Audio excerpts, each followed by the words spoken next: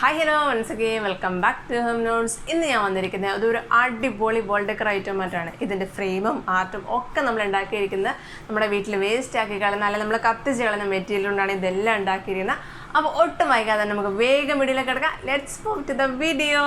ഇതെന്താണെന്ന് എല്ലാവർക്കും അറിയാമല്ലോ. ഈ തെങ്ങിൻ്റെ അതായത് തേങ്ങയുടെ ഒക്കെ മോൾ ഭാഗത്ത് വരുന്ന ഒരു ക്യാപ്പ് പോലത്തെ ഒരു പോർഷൻ, അതായത് അല്ലെങ്കിൽ ചിലപ്പോൾ നമ്മുടെ ഈ തേങ്ങയുടെ കൊലയുടെ ഒക്കെ ഉണങ്ങിയ കൊലയിലൊക്കെ ഇങ്ങനത്തെ കിട്ടും. അതാണ് ഈ സാധനം. അപ്പോൾ ഇതാണ് നമ്മൾ ഫ്ലവറായിട്ട് എടുക്കാൻ പോകുന്നത്. അപ്പോൾ ഈ നീണ്ടു നിൽക്കുന്ന തണ്ട് നമുക്ക് ആവശ്യമില്ല. ഇത് നമുക്ക് കട്ട് ചെയ്ത് കളയാം. എന്നിട്ട് ഈ പൂവ് മുകളിലേക്ക് വരുന്ന രീതിയിൽ നമ്മൾ ഇങ്ങനെയാണ് അറേഞ്ച് ചെയ്യാൻ വേണ്ടി പോകുന്നത്. അതുകൊണ്ടാണ് നമ്മൾ ഈ ഭാഗം കട്ട് ചെയ്ത് കളയുന്നത്. അപ്പോൾ ആദ്യം തന്നെ നമുക്ക് ഈ പോർഷൻ കട്ട് ചെയ്ത് കളയാം. ഓക്കെ, നമ്മളത് കട്ട് ചെയ്ത് കളഞ്ഞു. ഇനി നമ്മൾ ഇവിടെ, അതായത് ഇതിൻ്റെ ഇതളുകൾക്ക് റെഡ് കളറാണ് കൊടുക്കാൻ പോകുന്നത്. ഓക്കെ, അതുപോലെ ഈ സെൻറ്ററിൽ ഞാനൊരു കാപ്പി കളർ പോലത്തെ ഒരു കളർ, ഇത് ഞാൻ റെഡും ബ്ലൂവും കൂടി മിക്സ് ചെയ്തെടുത്ത കളറാണ്. അതുപോലെ നമ്മൾ ഈ തണ്ടിന് കൊടുക്കുന്നത് ഈ ഗ്രീൻ കളറാണ്. അപ്പോൾ ഞാൻ ഈ മൂന്ന് സൈഡിലും കളർ കൊടുത്തിട്ട് ഞാൻ കാണിച്ചു തരാം. അപ്പോൾ ഞാൻ ഓൾറെഡി കളർ കൊടുത്ത് കുറച്ചെണ്ണം വെച്ചിട്ടുണ്ട്, അത് ഞാൻ കാണിച്ചു തരാം. എന്താ ഇവിടെ ഞാൻ കുറച്ചെണ്ണം ഇതുപോലെ കളർ ചെയ്തെടുത്തിട്ടുണ്ട്. ഇതിപ്പോൾ കണ്ടില്ലേ, ശരിക്കും ഫ്ലവർ പോലെ തന്നെ തോന്നില്ലേ നമുക്ക്. പിന്നെ ഞാൻ ബാക്കിലും കുറച്ച് കയറ്റിയിട്ട് കളർ ചെയ്തിട്ടുണ്ട്. കാരണം ഇതൊരു പ്രൊജക്റ്റ് ചെയ്ത് നിൽക്കുന്ന പോലെയല്ല നിൽക്കുക. അപ്പോൾ അതുകൊണ്ട് നമ്മൾ സൈഡിൽ കൂടെ കാണും. അതുകൊണ്ട് ഞാൻ കുറച്ചും കൂടി ഉള്ളിലേക്ക് ചേർത്ത് കളർ ചെയ്തിട്ടുണ്ട് ഞാൻ ഇതിനൊക്കെ. ഇനി നമ്മൾക്ക് ചെയ്യേണ്ടത് ലീഫാണ്. അപ്പം ലീഫിന് ഞാനിവിടെ കുറച്ച് കരിയില, അതായത് ഇത് ഞാൻ എടുത്തിരിക്കുന്ന ആലിൻ്റെ ഇലയാണ് എടുത്തിരിക്കുന്നത്. അങ്ങനെ കുറച്ച് ഞാൻ ഇല എടുത്തിട്ടുണ്ട്. അത് പല വലുപ്പത്തിലുള്ള ഇലയാണ്. എന്നാൽ ഞാൻ ഇനി ഈ ഇലയ്ക്ക് ഗ്രീൻ കളർ അപ്ലൈ ചെയ്യാനാണ് പോകുന്നത്. ഓക്കെ,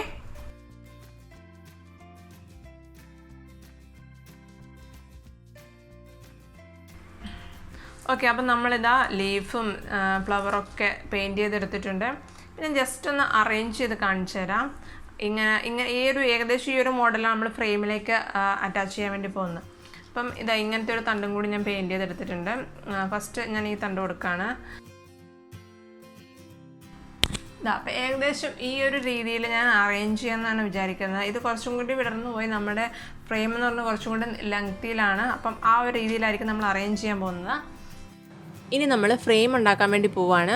അതിനുവേണ്ടി ഞാനൊരു പഴയൊരു കാർഡ്ബോർഡ് എടുത്തിട്ടുണ്ട്. അതിൽ നിന്ന് ഒരു പീസ് കട്ട് ചെയ്തെടുത്തു. ഇതിൻ്റെ ഹൈറ്റ് 50 സെൻറ്റിമീറ്ററാണ് ഞാൻ കൊടുത്തിരിക്കുന്നത്. അതുപോലെ വിഡ്ത്ത് 20 സെൻറ്റിമീറ്റർ. നമ്മൾ ഹൈറ്റ് കൂടിയ ഒരു രീതിയിലാണ് നമ്മൾ ചെയ്യാൻ ഉദ്ദേശിക്കുന്നത്. അങ്ങനെ ഞാനത് കട്ട് ചെയ്തെടുത്തു. ഇനി സൈഡിൽ നമ്മൾ കൊടുക്കേണ്ട പീസസ് ആയിട്ട് കട്ട് ചെയ്തെടുക്കുകയാണ് വേണ്ടത്. അതിന് വേണ്ടിയിട്ട് ഞാൻ 2 സൈഡിൽ ഹൈറ്റിൽ വരാൻ വേണ്ടിയിട്ട് ഞാൻ ടോട്ടൽ 6 പീസ് കട്ട് ചെയ്തെടുത്തിട്ടുണ്ട്. അതായത് അതിൻ്റെ ഹൈറ്റ് ഒന്ന് ബാലൻസ് ചെയ്യാൻ വേണ്ടിയിട്ടാണ് ഞാൻ 3 2 സൈഡിൽ 3 വരുന്ന രീതിയിൽ 6 സെറ്റ് ഞാൻ കട്ട് ചെയ്തെടുത്തിട്ടുണ്ട്. അതുപോലെ തന്നെ ടോപ്പിലും ബോട്ടത്തിലും അതുപോലെ തന്നെ 6 പീസ് കട്ട് ചെയ്തെടുത്തിട്ടുണ്ട്. ഇനി നമ്മൾ ഓരോ സൈഡിലെയും 3 പീസ് വെച്ച് ഒട്ടിച്ചെടുക്കുകയാണ് ചെയ്യുന്നത്. അപ്പം അങ്ങനെ ഒട്ടിച്ചെടുക്കുമ്പോൾ നമ്മൾ ഒരു പീസ് മറ്റൊരു പീസിലേക്ക് ഇങ്ങനെ കയറ്റി വെക്കുന്ന രീതിയിലാണ് നമ്മൾ ഒട്ടിക്കുന്നത്. കാരണം ഒരു ഫിനിഷിങ് വരാൻ വേണ്ടി, അതായത് ഒരു എന്താ പറയുക, ഒരു നീറ്റ് ലുക്ക് വരാൻ വേണ്ടിയിട്ടാണ് നമ്മൾ ഇങ്ങനെ ചെയ്യുന്നത്. നോർമലി നിങ്ങൾക്ക് അത്ര ബുദ്ധിമുട്ടിൻ്റെ ആവശ്യമൊന്നുമില്ല. നോർമലി നിങ്ങൾക്ക് വേണമെങ്കിൽ ഡയറക്റ്റ് ഇങ്ങനെ ഒട്ടിച്ചെടുക്കാം. അതിനേക്കാളും കുറച്ചും കൂടി ഒരു നീറ്റ് ഫിനിഷ് വരിക നമ്മൾ ഇങ്ങനെ ചെയ്യുമ്പോഴായിരിക്കും. അതിൽ ഒരു സൈഡിലൊരു പീസ് ഇങ്ങനെ കയറി വരുന്ന രീതിയിലും വേറൊരു പീസിൽ നമ്മളത് ഉള്ളിലേക്ക് കയറ്റി വെക്കുന്ന രീതിയിൽ, ആ ഒരു രീതിയിൽ നമ്മളിത് ഒട്ടിച്ചെടുക്കുകയാണ് ചെയ്യുന്നത്. അങ്ങനെ ഒട്ടിച്ചെടുത്തതിന് ശേഷം ഇതുപോലെ ഇങ്ങനെ കയറ്റി വെച്ചു. അങ്ങനെ 4 സൈഡ് നമ്മളൊന്ന് പശ വെച്ച് ഒട്ടിച്ച് ഒന്നും കൂടി സെക്യൂർ ചെയ്തെടുത്തു. ഇപ്പോൾ കണ്ടില്ലേ, ഒരു നീറ്റ് ഫിനിഷ് വരുന്നുണ്ട് നമ്മളിങ്ങനെ ചെയ്യുമ്പോൾ. നിങ്ങൾക്ക് ഇങ്ങനെ ചെയ്യാൻ മടിയാണെങ്കിൽ ഡയറക്റ്റായിട്ട് ഒട്ടിച്ചെടുക്കാൻ വേണമെങ്കിലും ചെയ്യാം കേട്ടോ. ഇനി നമ്മൾ നേരത്തെ എടുത്ത ബേസ് ആയിട്ടുള്ള കാർഡ്ബോർഡ് ഈ ഒരു ഫ്രെയിമിൻ്റെ ഉള്ളിലേക്ക് വെച്ചിട്ട് നമ്മൾ ഒട്ടിച്ചെടുക്കുകയാണ് ചെയ്യുന്നത്. അതിനുശേഷം ഒരു ബ്ലാക്ക് പേപ്പർ, ഞാനിവിടെ ബ്ലാക്ക് ചാർട്ട് പേപ്പറാണ് എടുത്തിരിക്കുന്നത്. ആ ബ്ലാക്ക് ചാർട്ട് പേപ്പർ കൊണ്ട് ഇതൊന്ന് കവർ ചെയ്തെടുക്കുന്നു. ഇത്രയേ ഉള്ളൂ നമ്മുടെ ഫ്രെയിമിൻ്റെ പണി. ഫ്രെയിമിൻ്റെ പണി നമ്മൾ കഴിഞ്ഞു. ഇതാണ് നമ്മുടെ ഫ്രെയിം. അപ്പോൾ നമ്മൾ ഈ ഫ്ലവറിനെ ഈ ഒരു ഫ്രെയിമിലേക്കാണ് നമ്മൾ സെറ്റ് ചെയ്യാൻ പോകുന്നത്. അപ്പോൾ ഇനി എങ്ങനെയാണ് നമ്മൾ സെറ്റ് ചെയ്യണമെന്ന് നമുക്ക് നോക്കാം.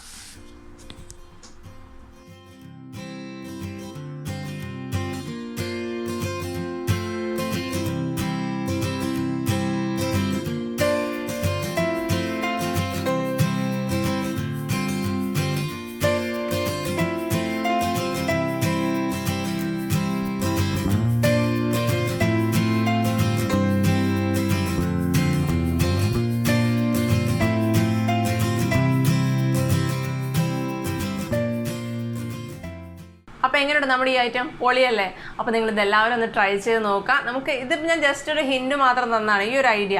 അപ്പോൾ ഇതിൽ നിന്ന് നിങ്ങൾക്ക് പല ഐഡിയാസ് നിങ്ങൾക്ക് കിട്ടും. ഇതുപോലെ തന്നെ 3 എണ്ണം ഇതേ സെയിം സൈസിൽ ഇതേ അളവിൽ തന്നെ ഡിഫറെൻറ്റ് കളറിൽ 3 എണ്ണമൊക്കെ ചെയ്തിട്ട് നമ്മൾ വാൾ ഡെക്കർ ആയിട്ടൊക്കെ സെറ്റ് ചെയ്ത് വെക്കുകയാണെങ്കിൽ ഭയങ്കര രസമായിരിക്കും. പിന്നെ കൂടാതെ നമ്മൾ കുട്ടികളെയും കൂടി ഇതിൽ ഉൾപ്പെടുത്തുകയാണെങ്കിൽ അവർക്ക് കൂടി ഭയങ്കര ഇൻട്രസ്റ്റിംഗ് ആയിരിക്കും.